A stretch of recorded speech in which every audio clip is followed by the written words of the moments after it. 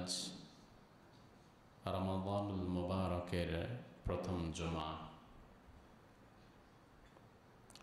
রমাদানুল মুবারক একটি বছর পর আবার আল্লাহ সুবহানাহু ওয়া তাআলা আমাদেরকে দান করলেন।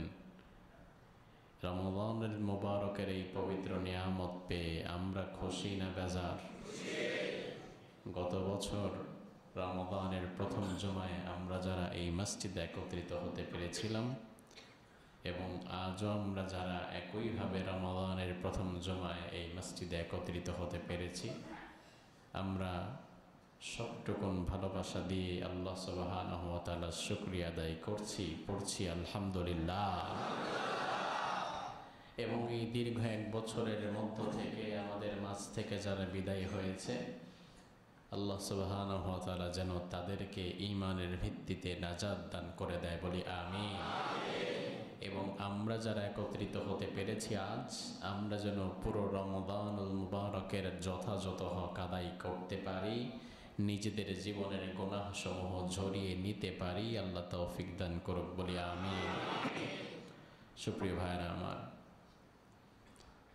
রমাদানুল মুবারক এমন একটি মাস, যেই মাসের শ্রেষ্ঠত্ব, যেই মাসের আযীমত, যেই মাসের ইম্পর্টেন্স, যেই মাসের মর্যাদা অন্য সব মাসের চাইতে কম না বেশি?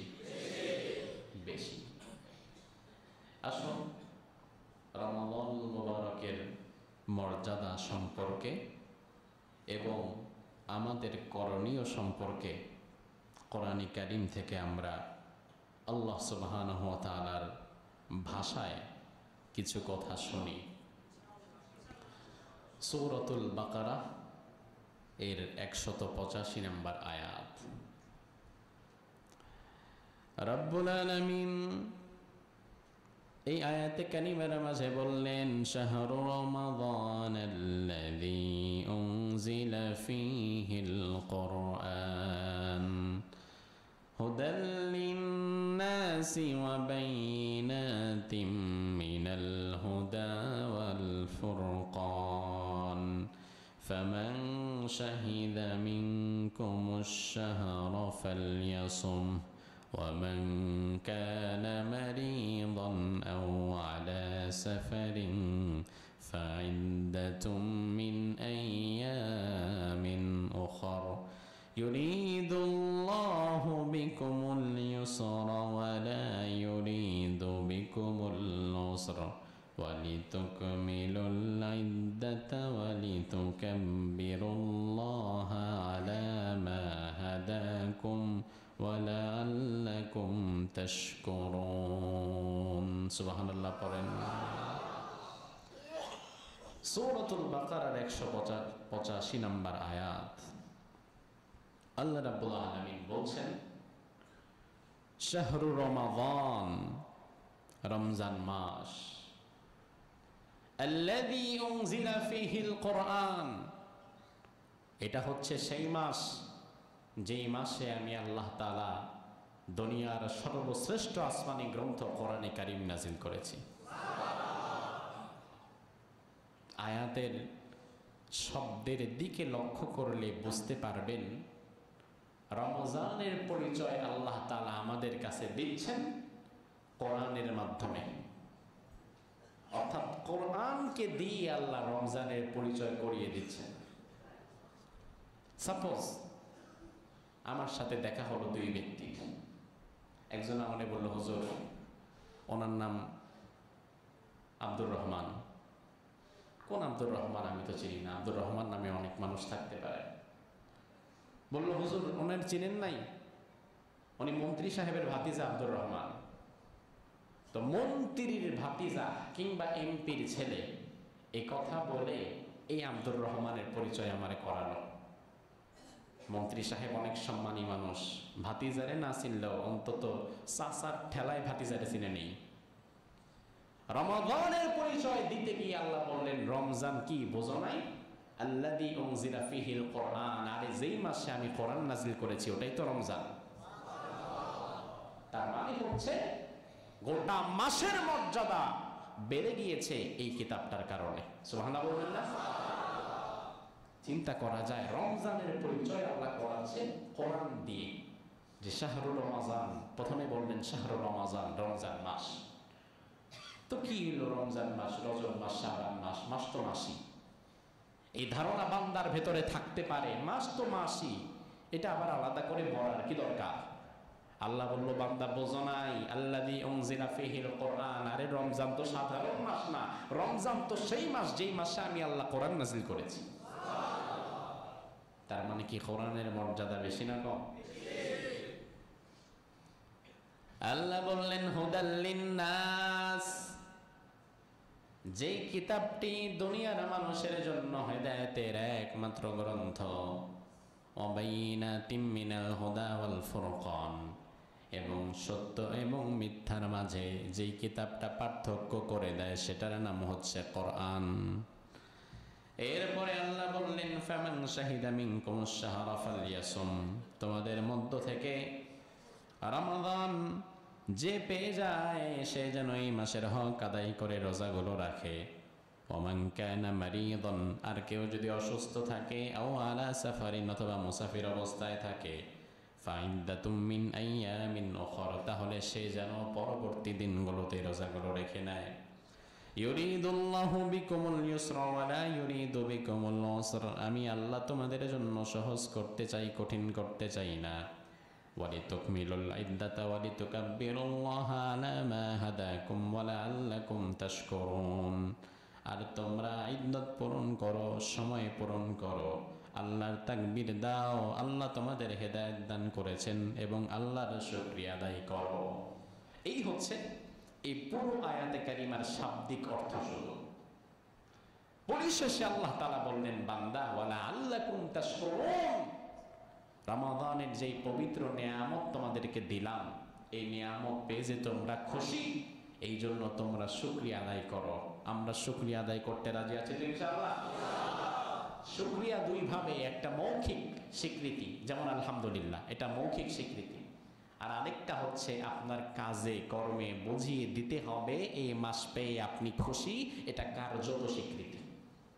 এখন আমাদের দেশের মানুষ মৌখিক স্বীকৃতি দিলেও কার্যত স্বীকৃতি অনেকে দিতে পারে না, কার্যত স্বীকৃতির বেলায় পিছিয়ে যায়।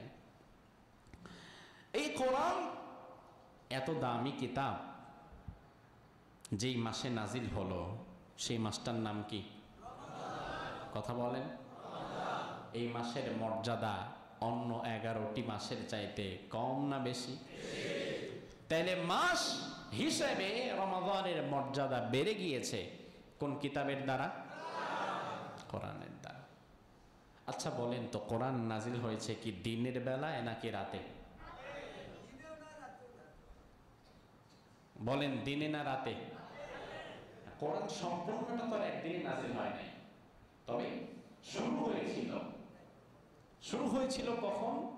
ইন্না আনজালনাহু ফি লাইলাতিল কদর, লাইলাতুল কদর, কদরের রজনীতে, রাতে। তাহলে যেই রাতে কোরআন নাজিল শুরু হলো, ওই রাতের মর্যাদা কি কম না বেশি? কত বেশি? অনেক বেশি। বলেন কেন? কোরআনে কি আছে? মাশাআল্লাহ, হাজার মাস, আলফি শাহর, হাজার মাসের চাইতে বেশি একটা রাতের মর্যাদা কোন কিতাবের কারণে? আবার এই কোরআন যেই ফেরেশতা বহন করে ওহী নিয়ে, যেই ফেরেশতা রাসূলুল্লাহর কাছে এসেছিলেন, ওই ফেরেশতার নাম কি? আল্লাহর ফেরেশতা কি একজন দুইজন? কত ফেরেশতা?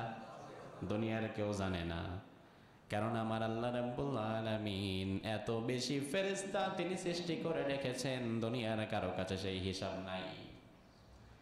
তবে যত ফেরেশতাই থাকুক না কেন, এটা তো অন্তত সুনিশ্চিত, সকল ফেরেশতাদের মধ্যে সর্বশ্রেষ্ঠ ফেরেশতা জিবরিল।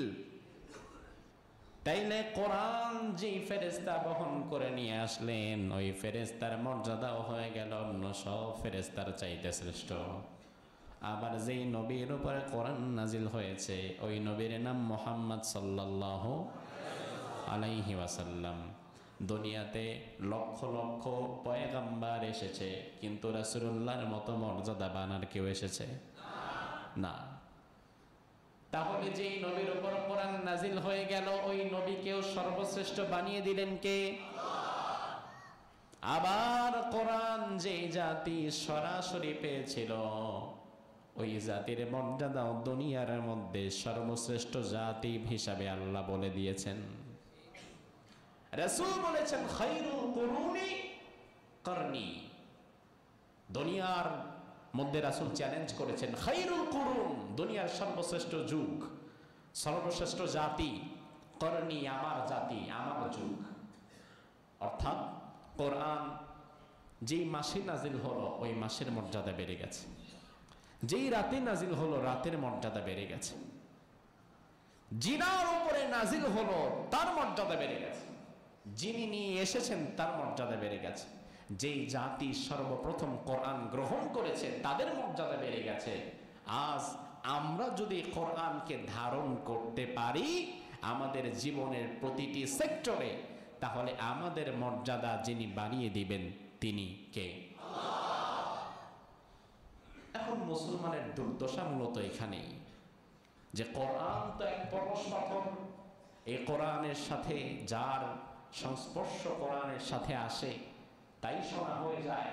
কিন্তু মুসলমানের কপাল তো এখন ফাটা কয়লার মতো, মুসলমানের হাত তো এখন এমন যেখানেই হাত দেয় সেটাই ধ্বংস, কোথাও সফলতা হচ্ছে না, সব দিকে অপমান, লাঞ্ছনা, বঞ্চনা, নির্যাতন।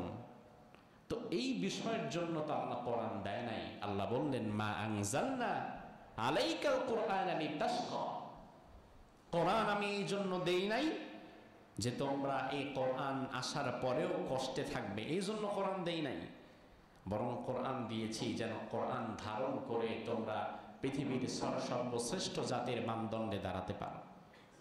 আজ আপনারাই বলেন মুসলমানেরা কি পৃথিবীর সর্বশ্রেষ্ঠত্বের মানদণ্ডে দাঁড়াতে পেরেছে? না, কোন দিক দিয়েই না, কোন দিক দিয়েই না।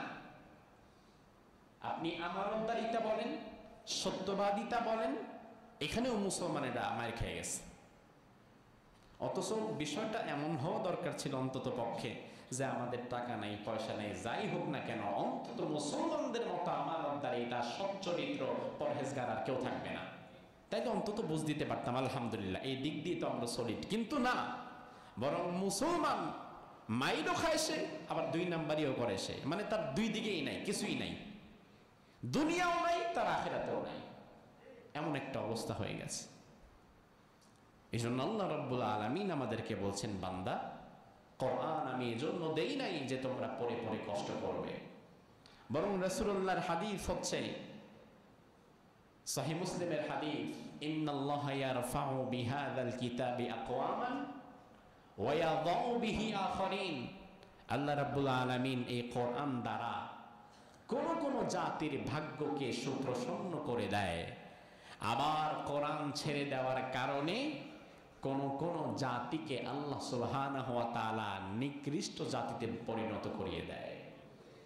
আপনি যদি 1000 বছর পূর্বের ইতিহাসের দিকে লক্ষ্য করেন, যখন মুসলমানেরা গোটা বিশ্ব শাসন করেছিল, মুসলমান আমির ওমারা খোলাফায়ে রাশিদিনের 39 বছর, ওমরে ফারুক যখন অর্ধেকটা দুনিয়া শাসন করেছিল, যখন মুসলমানেরা গোটা পৃথিবীতে রুলিং পাওয়ার ইসলামিক স্টেট কায়েম করেছিল, শান্তির সুবাতাস তারা বইয়ে দিতে পেরেছিল, নিজেদের মান মর্যাদা তারা বুলন্দিত করতে পেরেছিল, ওই সময়ের দিকে যদি আপনি তাকান তাহলে দেখবেন সব কিছুর পেছনে মূল রহস্য ছিল আল্লাহর কোরআন। কারণ মুসলিম শাসক যারা ছিলেন, খোলাফায়ে রাশিদিন যারা ছিলেন, তারা তাদের এই বিশাল সাম্রাজ্য পরিচালনা করত আল্লাহর কোরআন দিয়ে, নাকি অন্য কোনো তন্ত্র মন্ত্র মতবাদ দিয়ে? না। যার ফলে আলহামদুলিল্লাহ গোটা পৃথিবীতে ইসলামের সুবাতাস ছড়িয়ে পড়েছিল এবং মুসলমানেরা মাথা উঁচু করে বাঁচতে পেরেছিল, সম্মানের স্থানে তারা আসীন হতে পেরেছে। কিন্তু আজ পৃথিবীতে সেই অবস্থা আর এখন নাই। তার কারণ মুসলমানেরা এই কোরআন থেকে এখন যোজন যোজন দূরে সরে গেছে। এটা আপনাকে মানতেই হবে। অনেক দূরে সরে গেছে। কোরআন প্রতিষ্ঠা করা, কোরআন মানা তো পরের বিষয়। কোন মুসলমান কোরআন প্রতিষ্ঠা করবে সমাজে, যেই মুসলমান কোরআন পড়তেই পারে না? আপনার সমাজে এমন মুসলমানের অভাব নাই যে মুসলমান কোরআনের একটা পৃষ্ঠা দেখে পড়তে পারবে, এমন মুসলমানের অভাব নাই। ভুলে ভরা অশুদ্ধ, নামাজে 2-4টা সূরা যে পড়ে তাও অশুদ্ধ,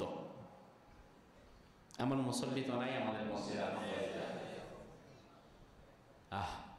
ভাই আমার, তো আপনি কিভাবে সম্মানের জায়গায় থাকবেন? কোরআন প্রতিষ্ঠা আপনি করবেন কিভাবে? বরং আপনার তো কোরআন নিজের অশুদ্ধ, আপনি তো কোরআন পড়াটাই শিখলেন না, কোরআনের তেলাওয়াত করতে পারলেন না। আল্লাহ তাআলা কি বলেছে না বলেছে এটা বুঝবেন তো পরে, আগে তো পড়তে তো হবে, না পড়লে আপনি বুঝবেন কিভাবে? বরং আমরা দেখি কোরআন, এই রমাদান মাস কোরআন নাজিলের মাস, এই রমাদান মাসে আমাদের উচিত ছিল আমরা কোরআনের সাথে আমাদের সম্পর্ককে বাড়িয়ে দেব। এটা হওয়া উচিত ছিল, কারণ কোরআনের সাথে সম্পর্ক যেটার লেগে যায়, আপনি দেখেন যার সম্পর্ক কোরআনের সাথে লেগে যায় আল্লাহ তাআলা তার দামি বাড়িয়ে দেয়। এই নজির কি পৃথিবীতে নাই? স্বাভাবিকত কোরআনকে ঢেকে রাখার জন্য পাতলা একটা কম দামি কাপড় দিয়ে আমরা একটা গিলাফ বানাই। গিলাফের কাপড়টা 1000 টাকা গজের কাপড় হয় না। এই যে দোকানে যান, 15 টাকা 20 টাকা দিলে একটা গিলাফ পেয়ে যাবেন, একদম পাতলা ফিনফিনে একটা কাপড়। এই পাতলা কম দামি কাপড়টা যখন কোরআনের গিলাফ হয়ে যায়, ওই কোরআনের গিলাফ যদি কখনো ভুলে মেঝেতে পড়ে থাকে, আর বাচ্চা যদি সেটাকে পা দিয়ে নাড়াচাড়া করে, বাচ্চার মা দেখার সাথে সাথেই আগে গিলাফটারে নেয়, আগে বাচ্চাটারে না নিয়ে আগে গিলাফটারে নিয়ে চুমু দিয়ে এরপরে উপরে রেখে দেয়।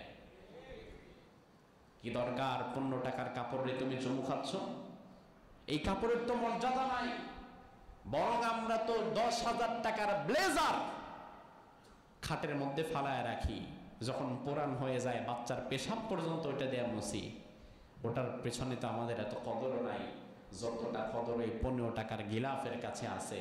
তার কারণ ওই 15 টাকার কাপড়ের ব্যক্তিগত কোনো মর্যাদা নাই, তার নিজের কোনো মর্যাদা নাই, কিন্তু কোরআনের সাথে লেগে যাওয়ার কারণে তার মর্যাদা এখন আছে না নাই? ওই যে 100 টাকার রেহাল, যেই কাঠটা মধ্যখান দিয়ে ফাটা, কোন মতো জোড়াতালি মেরে আপনার কাছে দিয়ে, কিন্তু কোরআনের সাথে লেগে যাওয়ার কারণে রেহালের উপরে আপনি আর কোনোদিন পা দেন না, বরং রেহাল যদি পড়ে যায় চুমু দিয়ে উপরে রেখে দেন। তাহলে কোরআনের সাথে লেগে যাওয়ার কারণে রেহালের মর্যাদা বাড়ছে না? আপনি কেন কোরআনের সাথে লাগছেন না? আপনি কেন আপনার সম্পর্ককে কোরআনের সাথে জুড়ে দিচ্ছেন না? বরং কোরআনের সাথে সম্পর্ক জুড়ে দেওয়া তো পরের বিষয়। ইউনিভার্সিটির ছাত্ররা যদি রমজান উপলক্ষে ভার্সিটির চত্বরে কোরআন নিয়ে কোনো কর্মসূচি দেয়, এই রমাদান মুবারক ইউনিভার্সিটির ছাত্রদের একটা অংশকে আমরা দেখলাম, তারা প্রোডাক্টিভ রমাদান এই নাম দিয়ে কিভাবে রমজানকে ফলপ্রসূ করা যায়, কিভাবে রমজানকে সুন্দরভাবে কাটানো যায়, সে বিষয়টাকে সামনে রেখে কিছু ছাত্র ইউনিভার্সিটির চত্বরে বসে কোরআন তেলাওয়াত করলো, কোরআনের ওই আয়াতের অর্থ বলল এবং কিভাবে রমজান কাটানো যায় সেই বিষয়ে কিছু আলোচনা করলো। আর আমরা দেখলাম অপর পক্ষের কিছু ছাত্ররা সেখানে গিয়ে আক্রমণ করলো। অবাক হয়ে গেলাম, যারা আক্রমণ করলাম তারা মুসলমানের সন্তান কিনা আমার সন্দেহ আছে। কারণ রমাদান মুবারকে কোরআনের মাস, সেই মাসে ইউনিভার্সিটির চত্বরে যদি কোরআনের কথা বলা না যায়, এমন ইউনিভার্সিটি পৃথিবীর দ্বিতীয় মুসলিম বৃহত্তম দেশ বাংলাদেশে থাকতে পারে না। এটা হয়তো দিল্লিতে থাকলে মানায়, এটা বাংলাদেশে কি করে থাকে? ইফতার মাহফিল হতে পারবে না, ইউনিভার্সিটি কর্তৃপক্ষ নিষেধ করে দিল। সাহারিতে গরুর গোশত খাওয়া যাবে না, ইউনিভার্সিটি কর্তৃপক্ষ নিষেধ করে দিল। কিন্তু শাহজালাল বিজ্ঞান ও প্রযুক্তি বিশ্ববিদ্যালয়ে সরস্বতী পূজা হলো, সেখানে কোনো বাধা নাই, নিষেধাজ্ঞা নাই। তার মানে যত নিষেধাজ্ঞা আর বাধা সবটা যেন কোরআনকে কেন্দ্র করে।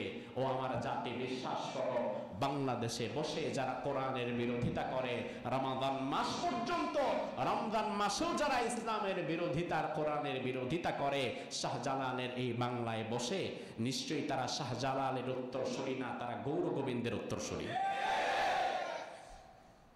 অবাক করা বিষয়, রমাদান মাস, কোরআন নাজিলের মাস, উচিত ছিল রাষ্ট্রীয়ভাবে এই মাসে কোরআনকে প্রমোট করা। সারা বছর কি করেছেন না করেছেন বাদ দেন, অন্তত উচিত ছিল রাষ্ট্রীয়ভাবে প্রত্যেকটা ইউনিভার্সিটি কলেজে কোরআনকে কেন্দ্র করে একটা করে প্রোগ্রাম করা। ইউনিভার্সিটির চত্বরে 2% হিন্দুর কারণে যদি সরস্বতী পূজা হতে পারে, তাহলে 92% মুসলমানের কারণে কোরআনের আয়োজন কেন হতে পারবে না? জবাব আপনারা দিতে পারবেন না।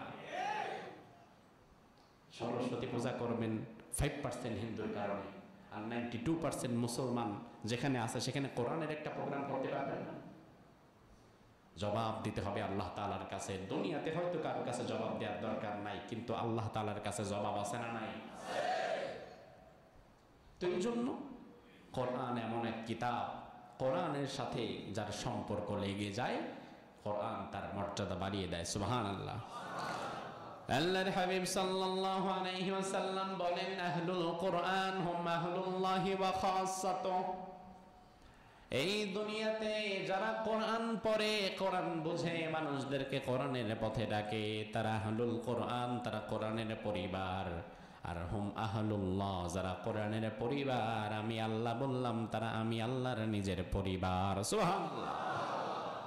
কোরআনের পরিবার যদি আপনি হতে পারেন, আল্লাহ তাআলা বলছেন তুমি শুধু কোরআনের পরিবার না, আহলুল্লাহ, তুমি আমি আল্লাহর নিজের পরিবার।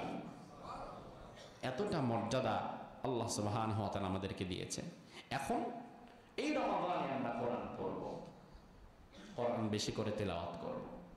তবে আমাদের মাঝে অনেক ভাই আছে যারা রমজানের শেষের দিকে আমাদের কাছে চিরকুট নিয়ে আসে, হুজুর এই যে আমি 1 খতম, আমার বউ দিছে 3 খতম, আমার মেয়ে দিছে 2 খতম, আমার ছেলে দিছে 1 খতম, বিরাট খতমের একটা লিস্ট নিয়ে আসে, একটু দোয়া করে দেন।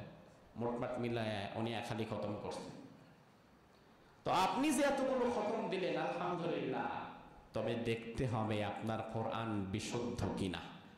কারণ আমাদের সমাজের অধিকাংশ মহিলা খতম দেয় মাশাআল্লাহ, কিন্তু এমন খতম যেই খতমে তাদের কোরআন বিশুদ্ধ থাকে না, এমন অশুদ্ধ উচ্চারণে পড়ে কোরআনের শব্দগুলারে ওই আখ মারাই করার মেশিনের মধ্যে ঢুকায় আর বের করে, ওই রকম অবস্থা হয়। গ্যান্ডারিতে যেমন 4 বার চিপা বের করলে যা অবস্থা হয়, কোরআনের আয়াতগুলারে উনি এমন ভাবে পড়ে, মানে যা পড়ে বিশ্বাস করেন জিবরাইল কোনোদিন এগুলো নাজিলি করে নাই। এগুলো আসলে কোরআন না। আরে আপনি যেন তেন ভাবে কোরআন পড়লে তো হবে না, বরং কোরআন পড়ার নির্দিষ্ট কিছু ক্রাইটেরিয়া, নিয়ম কানুন আছে না নাই? ভালো করে মনে রাখবেন, কোরআনের খতম দেওয়া আপনার উপরে ফরজ না। আল্লাহ তাআলা আপনার একবারও ধরবে না তুমি জীবনে কয় খতম কোরআন দিছো, কয় খতম পড়েছো, একবারও জিজ্ঞেস করবে না। তবে বিশুদ্ধ তিলাওয়াত করতে পারা, বিশুদ্ধ তিলাওয়াত জানা, এটা ফরজ। এখন বিশুদ্ধ তিলাওয়াতের খবর নাই, একের পর এক খতম দিতে আছে, দিতে দিতে দিতে দিতে নিজেও খতম হয়ে গেছে, কিন্তু কোরআনটা বিশুদ্ধ করে না। আপনাদেরকে বলবো আল্লাহর ওয়াস্তে আজ থেকে বিশুদ্ধ করার মতো মানসিকতা রেখে এরপরে চেষ্টা শুরু করেন। খতম দেওয়া দরকার নাই, আগে বিশুদ্ধটা করেন, বিশুদ্ধ তেলাওয়াত শিখেন। 1 নাম্বার বিষয় হচ্ছে যারা বিশুদ্ধ পারেন তারা তো পড়বেন আলহামদুলিল্লাহ, প্রতিদিন মিনিমাম 1 পারা তেলাওয়াত করার চেষ্টা করবেন। আর যারা বিশুদ্ধ পারেন না তারা বিশুদ্ধ শিখবেন, শেখার চেষ্টা করবেন। আরে রাসূল বলেছেন কোরআন যারা পড়তে পারে, আল হাফিজুল কোরআন, যারা কোরআনের হাফেজ, মা সাফারাতিল কিরামিল বারারা, তাদের মর্যাদা ফেরেশতাদের মতো হয়ে যায়। আর যারা কোরআন পড়তে পারে না কিন্তু শিখে, শেখার সময় যখন ঠোঁটে বেঁধে যায়, জিহ্বায় উচ্চারণ আসে না, কষ্ট হয়, রাসূল বললেন সমস্যা নাই, ফালাহু আজরান, তার জন্য আল্লাহ তাআলা ওই হাফেজের চাইতে দ্বিগুণ সওয়াব দিয়ে দেয়। কারণ হাফেজের জন্য পড়া সহজ, আর আপনি 40 বছর বয়সে শেখা শুরু করছেন, আপনার জন্য কঠিন, আপনার মুখে আসতে চাইবে না। সিন শিনের উচ্চারণ করতে অবস্থা খারাপ হয়ে যাবে, কাফ কফের উচ্চারণ করতে জিহ্বা শেষ হয়ে যাবে। এই যে আপনার কষ্ট হবে, আল্লাহ তাআলা আপনাকে ঠকাবে না, বরং আমার মতো হাফেজের চাইতে দ্বিগুণ সওয়াব আপনি পাবেন। শুধু এখানেই শেষ নয়, রাসূল বললেন কোরআন শিখতে শিখতে কেউ যদি মারা যায়, আল্লাহ তাআলা শহীদের মর্যাদা তাকে দান করে দেয়। কম মর্যাদা বেশি না কম? আল্লাহর হাবিব সাল্লাল্লাহু আলাইহি ওয়াসাল্লাম সুনান ইবনে মাজার 1642 নম্বর হাদিসের মধ্যে বললেন, ইযা কানাত আউয়ালু লাইলাতিন মিন রমাদান সুফিদাতিশ শায়াতিন ওয়া মানাদাতুল জিন। যখন রমজান মাস আসে, রমজানের প্রথম রাত্রি যখন আসে, তখন আল্লাহ রাব্বুল আলামিন জিন এবং শয়তানদেরকে বন্দী করে নেয়। আল্লাহ রাব্বুল আলামিন দুষ্ট জিন এবং শয়তানদেরকে এই মাসে বন্দী করে ফেলে। আল্লাহর হাবিব সাল্লাল্লাহু আলাইহি ওয়াসাল্লাম বললেন, ওয়া ফুতিহাত ওয়া গুল্লিকাত আবওয়াবুন নার, জাহান্নামের দরজাগুলো বন্ধ হয়ে যায়। ফালাম ইফতাহ মিনহা বাব, জাহান্নামের কোনো দরজা খোলা হয় না। ওয়া ফুতিহাত আবওয়াবুল জান্নাহ, জান্নাতের দরজাগুলো খুলে দেওয়া হয়। ফালাম ইউগলাক মিনহা বাব, জান্নাতের কোনো দরজা এই মাসে আর বন্ধ করা হয় না। ওয়ানাদা মুনাদিন, একজন আহ্বানকারী ডেকে ডেকে বলে, ইয়া বাগিয়াল খায়রি আকবিল, ও কল্যাণকামী, ও কল্যাণের পথে অগ্রসর হওয়ার যাত্রী, তুমি আসো কল্যাণের দিকে অগ্রসর হও। ওয়া বাগিয়াশ শাররি আকসির, ও অকল্যাণকারী তুমি থেমে যাও, তোমার অকল্যাণকর কাজগুলো তুমি থামিয়ে দাও। ওয়াযালিকা ওয়ালিল্লাহি তাকাউ মিনান নার ওয়াযালিকা ফি কুল্লি লাইলা, এবং এইভাবে আল্লাহ তাআলা প্রতি রাতে আমাদেরকে ডাকতে থাকে। আল্লাহর হাবিব বললেন, রমাদানুল মুবারকের এই পবিত্র মাসে শয়তানকে আবদ্ধ করে ফেলা হয়, শয়তানকে বন্দী করে ফেলা হয়, যেন শয়তান আমাদেরকে আগের মতো ধোঁকা দিতে না পারে। তবে শয়তান যাওয়ার সময় কিছু কিছু খাদ্য ব্যবসায়ীদের কাছে মনে হয় দায়িত্বটা ছেড়ে দিয়ে যায়, যে আমরা তো চলে যাচ্ছি, একটা মাস আসতে পারবো না, একটু দেখেন বিষয়টা, একটু দেখেন ভাই, মানুষ যেন কোনো মতো জান্নাতের দিকে না যাইতে পারে, একটু অনুরোধ করে গেলাম। এখন মাশাআল্লাহ লেবুর হালি হয়ে গেছে 100 টাকা, খাবেন কি? যেই লেবু, আমার মনে আছে 4 মাস আগেও আমার মাদ্রাসার বোর্ডিং ম্যানেজার 1 কেজি লেবু কিনে আনছে। আমি বললাম, এত লেবু আনছো, কত দাম? 50 টাকা, 30 টাকা। নেয় না, ভ্যান ভরে ভরে নিয়ে যাচ্ছে। আর সেম লেবু এখন খালি 100 টাকা। চিন্তা করা যায়? তরমুজের দিকে তো তাকানোই যায় না, তরমুজের দিকে তো তাকাতেই পারবেন না। ওই দিন বাজারে একটা তরমুজ, এতটুকু তরমুজ, বললাম ভাই কত, কেজি হিসাবে নেবেন না পিস হিসাবে? আমি বললাম তুমি বলো কত হইলে দিবা। হয় একদম রোজার মাস 700 টাকা দেন। মানে গরুর গোশত কিনতে আসছি। অবাক করা বিষয়। খেজুর, সুবহানাল্লাহ ওয়া বিহামদিহি, মানুষের জন্য রমাদানে যেই বিষয়টার দাম, আরে আমার তো এতটুকু অন্তত হতে পারতো। সারা বছর ব্যবসা বাণিজ্য যা করেছি, রমাদান অন্তত সরকার ভর্তুকি দেয়া হইলেও কিছু খেজুর বাজারে ছাড়তো, যেন গরিব মানুষ কিনে খাইতে পারে। দুনিয়ার কত জায়গায় ভর্তুকি দেন, সিনেমা হল বানাবার জন্য এতগুলো টাকা দিয়ে দেন, খেলোয়াড়দের পেছনে কত টাকা খরচ করেন, আর সেখানে খেজুর তো দাম তো কমাবেনই না, বরং দ্বিগুণ শুল্ক আদায় করলেন, যেন সারা বছরের সব কাজা কাফারা খেজুরের উপর দিয়ে ওঠানো যায়। আছে না নাই? আমার ভাইরা ভালো করে বুঝবেন, এটা কিন্তু খুব কঠিন বিষয়। সাহারি, রাসূল সাল্লাল্লাহু আলাইহি ওয়াসাল্লাম শুধু ইফতারে খেজুর খেতেন না, সাহরিতেও খেতেন। শুধু ইফতারে খেজুর খাওয়াই সুন্নাহ না, বরং খেজুর সাহারিতে খাওয়াও সুন্নাহ। এখন এই ওয়াজ না করাই উচিত, ইফতারিতেই পাই না, আপনি আবার সেহরিতে খেজুরের সুন্নাতের ওয়াজ করেন। এ তো আমাদের জন্য গরিবের ঘরে হাতির পা পড়ার মতো অবস্থা হবে। এই ওয়াজ সালমান এফ রহমানের কাছে করা যায়, সে খাইতে পারে খেজুর। প্রিয় ভাই আমার, দেখেন সাহারির বিষয়ে যেহেতু কথা এসেছে, একটা কথা বলে নেই। আমাদের দেশের মানুষ সাহারিতে কিছু ভুল করে থাকে। সাহারি যখন খাওয়া শুরু করে, খাইতেছে তো খাইতেছে, সময়ের দিকে আর লক্ষ্য রাখে না। বিশেষ করে সচেতন মানুষ, শিক্ষিত মানুষদের মতো এটা হয় না। কিন্তু একটু মহিলাদের মাঝে বা যারা আগের কালের ছিল, এদের মাঝে এই স্বভাবটা বেশি। খাচ্ছে তো খাচ্ছে, সময়ের কোনো বিধিনিষেধ নাই। অনেকে মনে করে যে আজান হওয়ার পরেও, আজান শেষ হওয়া পর্যন্ত সেহরি খাওয়া যায় না। এই ধারণাটা ভুল। কারণ আজান কখনো সাহারির সময়ে দেয়া হয় না, আজান দেওয়া হয় ফজরের সময়।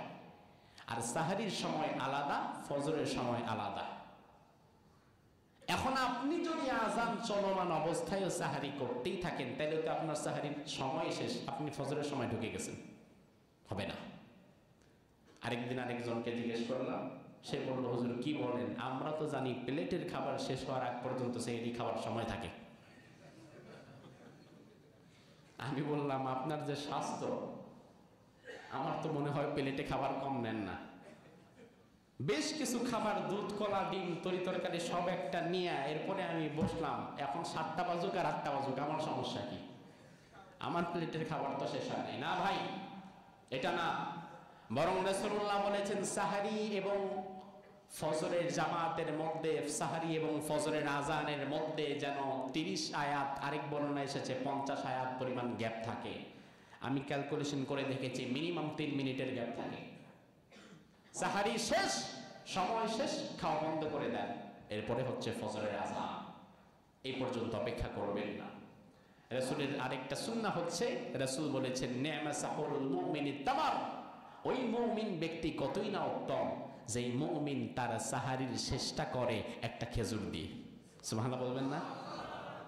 যাদের সামর্থ্য আছে, বাসায় খেজুর আছে, ইফতারি তো খাবেনই, সাহারি তো সব খাওয়ার পরে অন্তত পক্ষে সুন্নাহ বিষয়টাকে সামনে রেখে খেজুর একটা খেয়ে 1 গ্লাস পানি খেয়ে নেবেন। পারবেন তো ইনশাআল্লাহ? আমল হয়ে যাবে সুন্নাহর উপরে। এখন খেজুরের যে দাম, ইফতারিতে জুটে না, আবার সাহারিতে খেজুর ঢুকাইলাম। যাদের বড়ই না মানুষ, মানে এই বড়ই তাদের মাথার থেকে বেরি হচ্ছে না। অবশ্য বড়ই আবার পেকে গেলে এটাতে জাল দিয়ে আচারের মতো যখন বানায়, তখন আবার খেজুরের মতোই দেখা যায়। ওই দিন আমি দেখলাম, এই রমাদান মাসে বললাম, কিছু কিছু ব্যবসায়ীদের দায়িত্ব দিয়ে গেছে শয়তান। সব ব্যবসায়ীদের না, কিছু কিছু ব্যবসায়ীদের দায়িত্ব দিয়ে গেছে। রমজান মাস আসছে, দ্রব্যমূল্যের দামও বাড়ছে, একই সাথে খাবারে ভেজালের সংখ্যাও। নাকি রমজানে কেউ ভেজাল দেয় না? বেশি না কম? সাংবাদিক জিজ্ঞেস করলো, খেজুর এত চকচকা কেন? কয়েকটু সার্ভিসিং করলাম। সার্ভিসিং করছেন মানে? কয়েকটু তেল মারি দিছি। তেল মারি দিয়েছেন মানে? বলে নয়তো চকচক করে না, মানুষ কিনেও না। ওই যে আমার মিডিয়া কর্মী, সে নাকি গতকাল বিকেলে গেছে খেজুর কিনতে, সে গিয়েই দেখছে খেজুর খুব চকচকা। এখন এটা কি তেল দেয় আল্লাহ ভালো জানে। ভালো তেলে যে দাম, সরিষার তেল বলেন আর সয়াবিন তেল বলেন, অন্তত পক্ষে অলিভ অয়েল তো আর দেয় না। এটার যে দাম, যেহেতু সাম্প্রতিক সময়ে ডিজেলের দাম নাকি 10 টাকা কমছে, আল্লাহ জানে ডিজেল মারেনি, আবার 75 পয়সা কমছে। তো সে গিয়ে বলতেছে, ভাই খেজুর যে অবস্থা, আমার তো দেখে মনে হচ্ছে তেল দিচ্ছেন। তেল ছাড়াটা নিবেন, তেল পেছন থেকে বের করে দিই। অর্থাৎ তেল ছাড়াও আছে, তেল দেওয়াও আছে। প্রিয় ভাইয়েরা আমার, এই যে রোজাদার মানুষকে আপনি ঠকাচ্ছেন, আপনি রাতে একা একা শুয়ে ভাববেন কয় পয়সা ইনকাম বেশি করলেন, আর কয় পয়সা আপনি রাখতে পারলেন। বরং আপনি যদি অন্য মানুষকে ঠকিয়ে আজকে সারাদিনে হয়তো 5,000 টাকা ব্যবসা বেশি করেছেন, আমার আল্লাহ তো চাইলে আজকে রাত্রের ভেতরে আপনার বিপদে ফেলে 50,000 টাকার ক্ষতি করে দিতে পারে, পারে না? তাহলে কেন করছেন এটা? সাবধান হয়ে যান। এই মাস এত বরকতময় মাস, যেই মাসে আল্লাহ সুবহানাহু ওয়া তাআলা বান্দার আমলগুলোর যে নেকির পরিমাণ, এই নেকির পরিমাণকে বহু গুণে বাড়িয়ে দেয়। সুবহানাল্লাহ।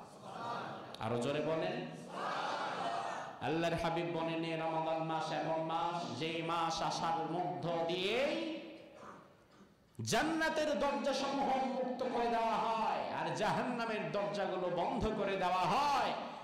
একজন ফেরেশতা ডেকে ডেকে বলে, ইয়া বাগিয়াল খাইরি আকবিল, ও কল্যাণ কর পথের যাত্রী, তুমি আসো, কল্যাণের দিকে অগ্রসর হও। ওয়া বাগিয়াশ শাররি আকসির, অপরাধী, অপরাধ থামিয়ে দাও, থেমে যাও। এই মাসে অন্তত অপরাধ করো না। আর এই মাসেই আলটিমেটলি আমাদের অপরাধ আরো বাড়ে। মনে করে সারা বছর যা করছি না করছি, রমজানে যদি ব্যবসাটা করতে না পারি তাহলে চলবো কিভাবে? ভাই আমার, এই ধারণা থেকে বের হয়ে আসেন। রমাদান মুবারকের এই পবিত্র মাস, মানুষকে কষ্ট দিয়েন না, মানুষকে কষ্ট দিয়েন না। কারণ আপনার এই সমস্ত ছল চাতুরি বাটপাড়ির কারণে আপনি হয়তো খোঁজও রাখেন না, বাংলাদেশের এমন লক্ষ লক্ষ মানুষ ইফতার করে খেজুর তো দূরের কথা, শুকনা মুড়ি আর পানি দিয়ে। এমন নজির আছে না নাই? কি জবাব দিবেন আপনি আল্লাহ সুবহানাহু ওয়া তাআলার কাছে? জবাব দিতে পারবেন না। কোন রকমের জবাব দেওয়ার মতো কোন জবাব আপনার কাছে নাই। তো এই জন্য কোরআন নাজিলের মাস, এই মাসের মর্যাদা রাখার দরকার আছে না নাই? ওই যে শুরুতে আল্লাহ তাআলা বললেন, ওয়ালা আল্লাকুম তাশকুরুন, আমার শুকরিয়া আদায় করো। এই আয়াতে কারিমার মাঝে আল্লাহ সুবহানাহু ওয়া তাআলা রমাদানের পরিচয় করিয়ে দেওয়ার পরে রোজার প্রসঙ্গ আনলেন। ফামান শাহিদা মিনকুমুশ শাহরা ফালইয়াসুম, এই মাস যে পেয়ে যাবা, হক আদায় করে সে রোজাগুলো রাখবা। ওয়ামান কানা মারিদান আও আলা সাফার, তবে মুসাফির এবং অসুস্থ ব্যক্তি, এই আয়াত সংশ্লিষ্ট দুইটা মাসালা জেনে নেন। মুসাফিরের রোজা এবং অসুস্থ ব্যক্তির রোজা, তার হুকুম কি? মুসাফিরের রোজা হচ্ছে রমজান মাসে রোজা রেখে আপনি যদি সফর করেন, তাহলে এই সফর যদি এমন কষ্টকর হয়ে যায় যে সফরে আপনি খুব কষ্টের জ্বালায় থাকতে পারছেন না, তখন কষ্টকর সফরে আপনি চাইলে রোজা ভাঙতে পারেন, এই রুখসত আপনার জন্য আছে। তবে যে কয়টা ভাঙবেন, যদি দুইটা ভাঙেন তাহলে রমজান পরবর্তী সময়ে আবার দুইটা রাখবেন। এটা হচ্ছে কাজা। এটা কি? কাজা। একটা ভাঙছেন, একটা রেখে দেবেন। ভাঙেন নাই, আলহামদুলিল্লাহ, সমস্যাও নাই, রাখারও দরকার নাই। যদি সফর অবস্থায় ভাঙতেই হয়, যে কয়টা ভাঙবেন গুনে গুনে এগুলো আবার পরে রেখে দেবেন। ওয়ামান কানা মারিদান, যদি অসুস্থ হন তাহলে কি হবে? এখানে আবার অসুস্থতার মধ্যে ভেরিয়েশন আছে। যদি আপনার অসুস্থতা হয় সাময়িক, অস্থায়ী অসুস্থতা, যেমন রমজানের মধ্যে হঠাৎ করে 5-7টা রোজা রাখার পরে জ্বর এসে গেছে, ঠান্ডা লেগে গেছে, সর্দি জ্বর, প্রচন্ড জ্বরের কারণে টিকতে পারছেন না, ওই সময়ে আপনাকে ওষুধ খেতে হবে, সুস্থ হতে হবে, খাবার খেতে হবে। ওই অস্থায়ী অসুস্থতা যেটা হয়তো 2-4-5 দিন থাকবে, তাহলে ওই অসুস্থতার মধ্যে যে কয়টা রোজা ভাঙা হবে, আপনি রমজানের পরবর্তীতে একই নিয়মে ওই 2-4-5টা যা ভাঙা হয়েছে তা আবার রেখে দিবেন। এটা কাজা। আর যদি অসুস্থতা হয় স্থায়ী অসুস্থতা, যেমন বয়স হয়ে গিয়েছে 90 বছর, 80 বছরের বেশি, 90 বছর বা এরও বেশি, ওই বয়সে মানুষ মাজুর হয়ে যায়। ওই বয়সে মানুষের জেহেনে কিছুই থাকে না, মানুষ তখন তার আপন মানুষকেও চিনতে পারে না। ক্ষুধার যন্ত্রণা তখন সহ্য করতে পারে না। ওই সময়টাতে এটাকে বলা হয় স্থায়ী অসুস্থতা, সুস্থ হওয়ার আর কোনো সম্ভাবনা নাই।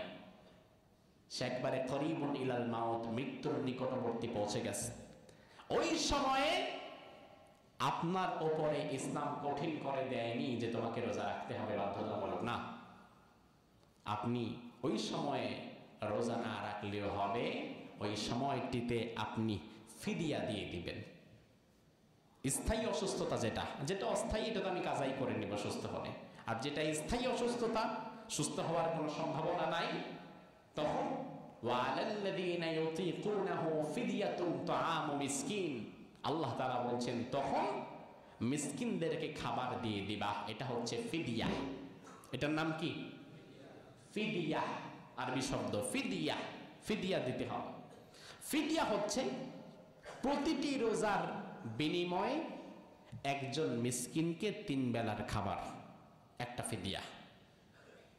তাইলে 30 রোজার বিনিময়ে একজন মিসকিনকে হয়তো 30 দিনের খাবার, অন্যথায় 30 জন মিসকিনকে 1 দিনের খাবার, যেভাবেই দেন এতটুকু পরিমাণ দিতে হবে ফিদিয়া। এখন ধরেন যেই অসুস্থ ব্যক্তি, বয়স 90 বছর, 100 ছুঁই, মাজুর, রোজা রাখতেও পারে না, আবার ফিদিয়া দেওয়ার মতো সামর্থ্য তার কিংবা তার পরিবারের কারো নাই, সে নিজেই অসচ্ছল, গরিব, মিসকিন, তখন ইসলাম বলে সমস্যা নাই, তোমার তো কোনো কলি নাই, তোমারও ফিদিয়াও দিতে হবে না, আল্লাহ তাআলা তোমার এমনি মাফ করে দিবে। আল্লাহ তাআলা বললেন ইউরিদুল্লাহু বিকুমুল ইউসরা, আমি আল্লাহ তো তোমাদের জন্য সহজ করতে চাই। ওয়ালা ইউরিদু বিকুমুল উসর, আমি আল্লাহ তোমাদের জন্য কঠিন করতে চাই না। সুবহানাল্লাহ। ইসলাম কত সহজ। এরপরে আল্লাহ বললেন বান্দা, এই যে আমি আল্লাহ তাআলা রমজানের মতো এই নিয়ামত তোমাকে দিলাম, আচ্ছা বলেন আল্লাহকে সাক্ষী রেখে এই রমাদানের এই পবিত্র নিয়ামত পেয়ে আমরা খুশি না বেজার? খুশি। ওয়ালা আল্লাকুম তাশকুরুন, এই যে তোমরা খুশি, এই জন্য তোমরা আল্লাহর শুকরিয়া করবা বেশি বেশি। সুবহানাল্লাহ।